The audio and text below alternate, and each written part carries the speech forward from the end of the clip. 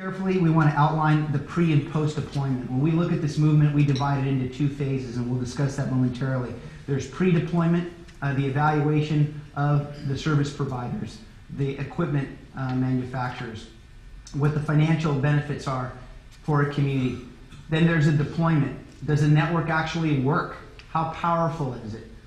What are the technologies involved to assure efficiency and a seamless transition from a wired community into a wireless community? And then what do you do with the network? I've always told people when I'm interviewed that for me, the network's great, but it doesn't mean anything unless people use it. And that's where we're going to see real economic development and prosperity within a community. Next, we'll define what this movement means to you as city leaders in the community. We want you to walk away with this is knowing what this means to you. And then, of course, provide you with an action plan, because we don't want you to regret a plan that you may have created in the early stages without having the right education and understanding. So what is this whole movement? Who are the players? What are their roles? What do they need to know more about? What are the implications if a wrong decision is made? How costly can these decisions be? Is the movement just about having citywide internet access? Or is it about just having internet access for a community, much like what Starbucks has done? We'd like to give you just a quick overview of what the movement is, Mike, if you can go 2 slides right there. Just to give you a kind of a feel of the complexity involved, and it's not just as simple as let's bring in a provider, let's put up the equipment, and let's have these nodes operating to provide people wireless access. Just looking at it, just a quick snapshot. The pre-deployment side engages 4 core areas. There's the business utility on the right. There's the telephone companies, the cable companies, the mobile wireless companies, the digital broadband companies, electric utility companies. You'll hear later on in the morning the challenges that service providers have had within cities that don't own light poles or that are partially owned, and what have been some of the challenges for cities in assuring a successful deployment by having those barriers to entry. Then to the far left, there's community and business people. There's the public safety agencies, community safety agencies, economic development people, city residents, business leaders.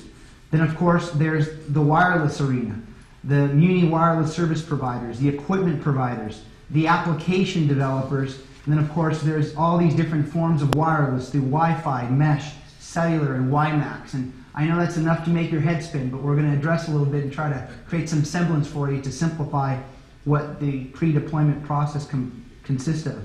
Then there's, of course, government, city leaders, state and federal, and whether or not the network should be owned by the city or it should be leased out to the private sector. We're going to discuss a few cases today. I know Becca's going to talk a little bit about the fact that ownership matters and what are the pros and cons of owning it versus taking it out to the private sector. And then there's the post-deployment. What happens when the network is being deployed? And I can tell you that this is probably the biggest area that we're going to talk about today, and the area that has really been ignored is what happens when it's up. Where does the true power become realized, and when do cities and service providers see their return on investment, and how does the community start to become empowered? And that's where really the Wireless City comes through its community branding portal to create a greater space for economic development and public safety and overall quality of life. And as we digest what this movement means, I try to frame it in such a way to help you understand how there's already a digital community that exists in and throughout our communities with Starbucks. But before I get into that, it's very evident that this wireless movement could single-handedly eliminate the closed garage door syndrome. And this tagline of closed garage door syndrome has been a nice central theme for our company.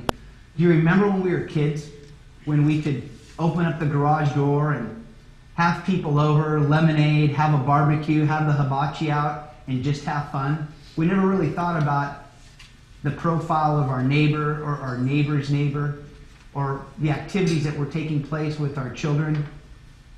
Clearly, the closed garage door syndrome of today is enough of a motivation to drive an educational platform for this movement. It's serious and it's real. And we believe that If we can open garage doors again, this is certainly the first critical step towards changing the way local communities stimulate their economies from within. So let's talk about Starbucks. They have clearly created a grassroots model for digital brand communities. So let's talk about what they've done. Starbucks, they have a brand, and it's one of the most recognized brands in the world. They've created a community where there is a store location on almost every major street corner in the city. Economic development. Starbucks has changed the consumption of coffee and the new premium margins. Starbucks has also created substations for our MTV generation of new entrepreneurs to create small businesses. They've created a culture. Starbucks attracts all cultural groups and peers. It's a social networking destination to meet people or just people watch. It's interesting, I went to a Starbucks the other day, and it's so apparent that it has its own lifestyle. When I walk out of a room with my Starbucks coffee cup, for some reason, I have gained social status. I'm pretty chic because I have a cup of Starbucks in my hand. But it's true.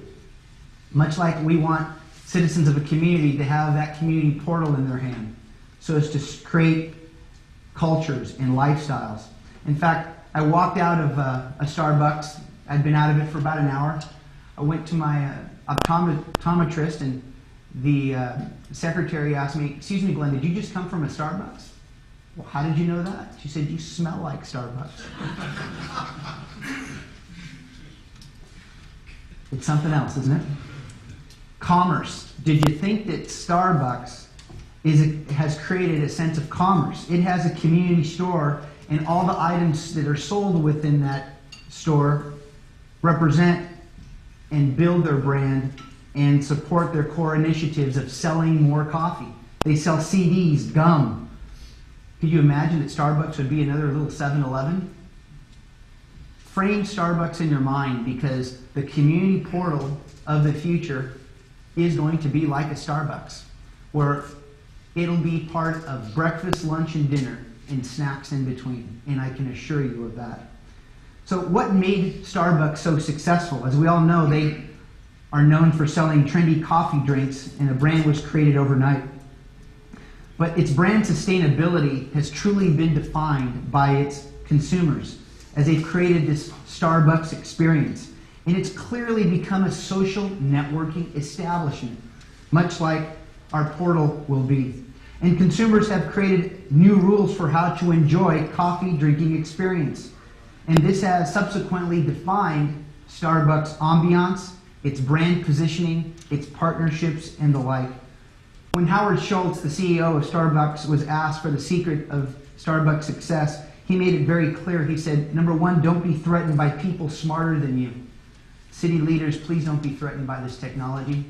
If you learned how to adapt to the internet, you'll adapt to these networks. Compromise anything but your core values. A city must never compromise its brand, and we must embrace the brands and unique benefits of our communities through this movement. Always seek to renew yourself even when you think you're hitting home runs.